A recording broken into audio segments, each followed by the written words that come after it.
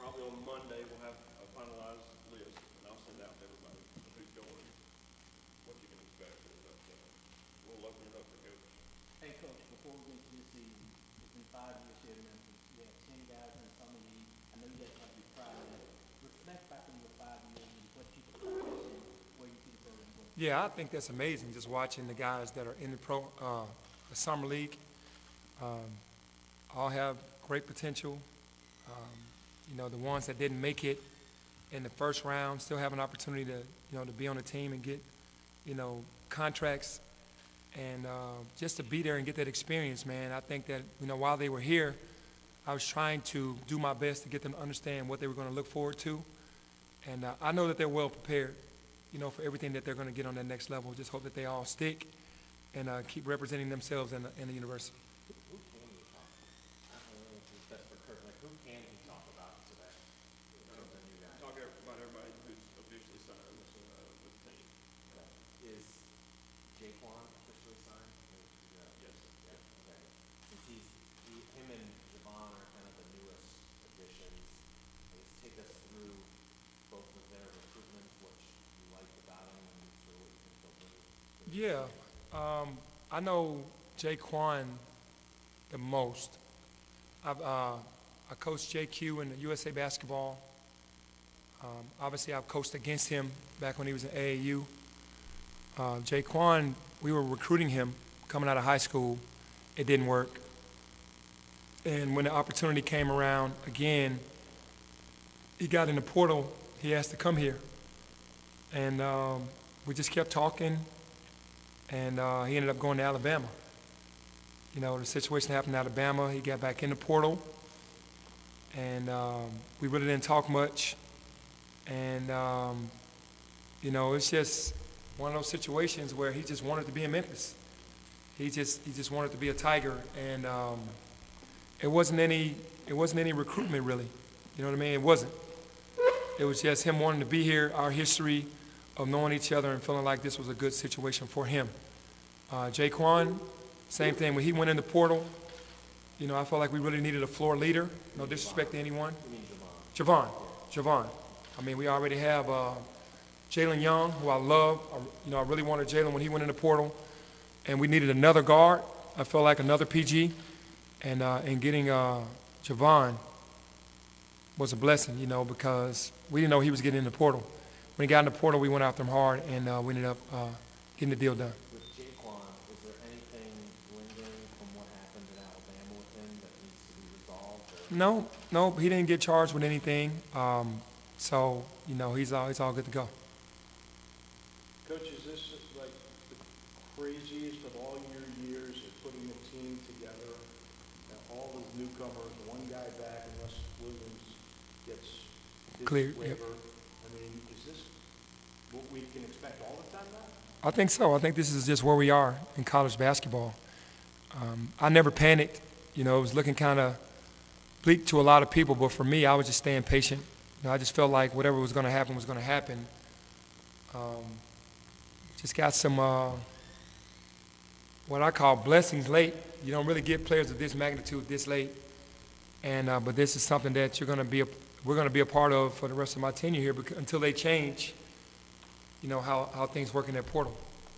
What's going to be the key to, talent-wise, it seems like it's a stacked roster, but melding all the, there's a lot of guys who went through this 2 years ago, a lot of guys who were the man on their team, and now going to have to coalesce.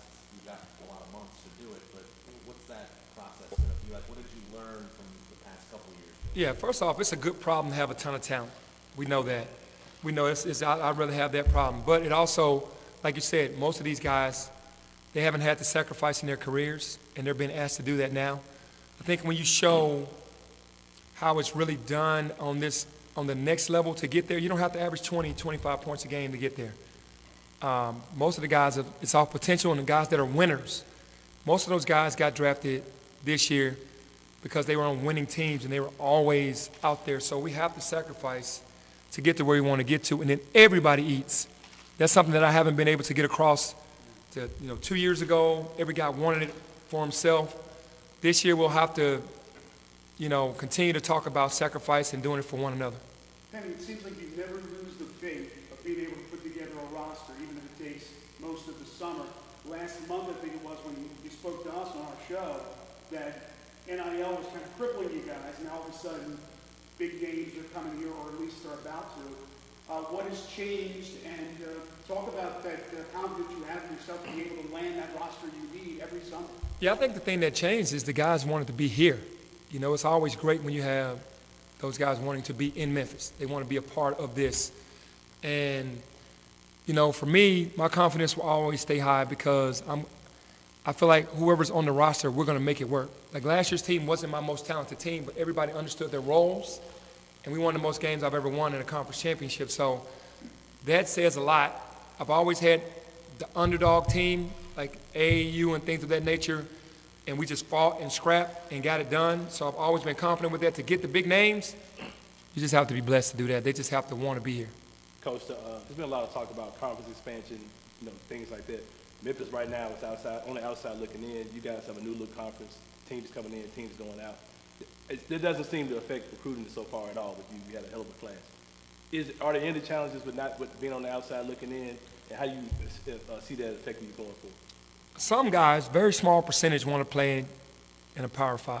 Very small percentage because they think that's what's going to thrust them to be seen by scouts. And the way we look at it nowadays, you look at the league, most of the stars went to mid-majors. You know, they didn't go Power 5. I'm just looking at it. You look at Steph, you look at Dame Lillard, you look at these guys, or didn't go to college, Jokic, Giannis. So we can sell that, and we can also sell a great non-conference. What I try to do is put together one of the best non-conference schedules in the country, and that gives the guys enough confidence to say, you know, that's a great non-conference, and you have to beat everybody to win it all. So eventually, once you get to the NCAA tournament, you're going to play the teams that you want to play anyway. You just have to, you know, get there. What do you think about the conference you're in now? Like, what's your outlook on it? No, I respect the AAC. I have nothing negative to say about the AAC because, you know, we can compete with a lot of conferences. It's just, you know, Power 5s are the schools that are just, you know, they take over the polls. They get the most respect. And obviously, you've been able to add a lot of, you know, elite pieces late. Is there anything else you're looking for as far as this offseason to add? Is there a type of player you're looking for? No, I think we pretty much have done a great job, me and the staff, on putting a well-rounded squad and roster together. We got guys that can play multiple positions. We have length.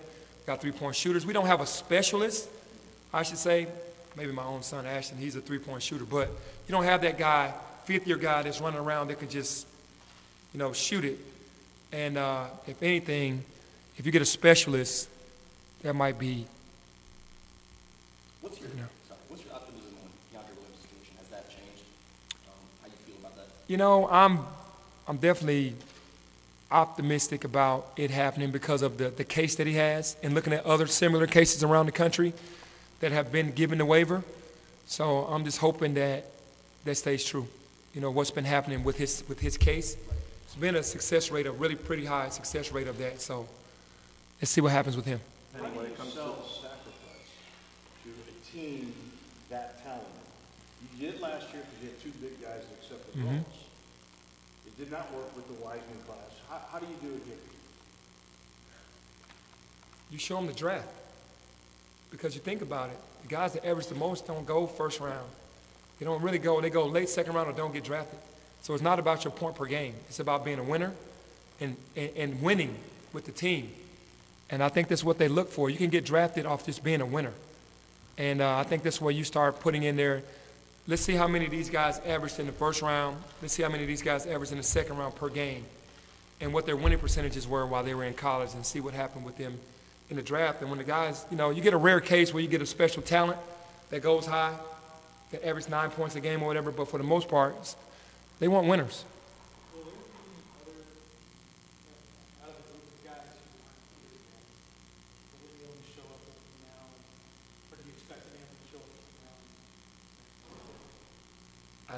Maybe one more. Maybe one more guy. Like how many scholarship guys did you ever practice today? I can't even count it. You know? I wouldn't even keep it. I would hate to have to count that right now. Penny, what will be most important at least now that, I'm sorry. 10, at least 10. You don't have everybody here, but this trip that you're about to take, is going to be more important for the bonding, the chemistry, to find that continuity with each other, or the actual games itself that you're going up against competition? It's going to be a little of both, I would say. More about bonding, coming together, getting the camaraderie down, learning each other, but also seeing how we're going to compete as a team. You know, and that's what I'm anxious to see. It's not a stressful situation. It's just, let's see how these guys respond in the games, but it's going to be more about, you know, mostly about the bonding. And are you looking forward to taking on Lester when you get down there? That's going to be fun, you know, because, you know, I love the guy. You know, we still keep in touch pretty much every day. So proud of his growth. How about him, man? I think he deserves just a full contract, not even a two-way. I think he's worked so hard. I think he's put himself in a position to be one of the best young players, you know, in the NBA, and it'll be fun to compete against him. I'm going to double team and triple team him. Also, just obviously getting these games are so valuable, but these extra practices right now, especially when you have such a new roster, I mean, just how valuable is it getting these guys in the gym so early? Yeah, no, it's a true blessing to get that many hours to try to help us get not only ready for the games, but to get some more reps in. You know, 1 hour per day, it's kind of tough, but to get the extra hours because of the foreign trip has been fun. How has the practice been going? Even though you don't have the full complement, how has the interaction and development been going so far? It's been going really well. The guys are competing. The guys are high energy. Really, really good, positive energy all day in practice. The guys really want to be great. They work well with one another, and the atmosphere is just great. Has anything changed regarding Mikey Williams' status with the program? Nothing has changed thus far with the program. Do you expect him to be a part of this team? I can't answer that. You know, he's a part of it now. I don't know how long that goes. I want him to be here, but obviously circumstances are gonna dictate that. Along those lines, his court day is 8 days after classes start. What's the length of time that, you know, he can still come and... Yeah, I'm not sure on that. I'll have to check that, Dave, to be very honest with you. I'm not sure. We haven't gotten to talk to you since the NCAA announced that suspension. Mhm. What was your reaction to it in terms of, you know, like, did you feel like you were treated fairly or treated appropriately? I guess, what was your reaction to all of that? I'll just say I was wrong. I was disappointed in the outcome, but I'm not fighting it. Just going to do the 3 games and then move on with my team. Hopefully get this past us. But, you know, I don't think anything about it. I just felt like at the time that I was in a good position to have it reduced, and they didn't reduce it; they actually added, and I'm okay with that. I got put in a situation, and I just have to do the 3 games. Do you know who will coach those 3 games yet? I don't know yet. Probably Coach Stansberry. And then are you allowed to coach in practice while you're during those throughout those? I think I can coach in practice. It just won't be the games. How has he integrated himself into your system, Coach Stansberg, with all the years of experience he has? Yeah, right now he's just kind of feeling everything out. He's sitting back, writing notes, asking a lot of questions because he wants to kind of feel the, you know, read the room, kind of. He's just not trying to implement a lot so that when he gives his input, he'll know exactly what my terminologies are and what we're really trying to do every day in practice. But he's been a big help talking to the guys, having them up in his offices before practice just to talk to them, after practice talking to them, and doing things like that right now, just kind of easing his way into things.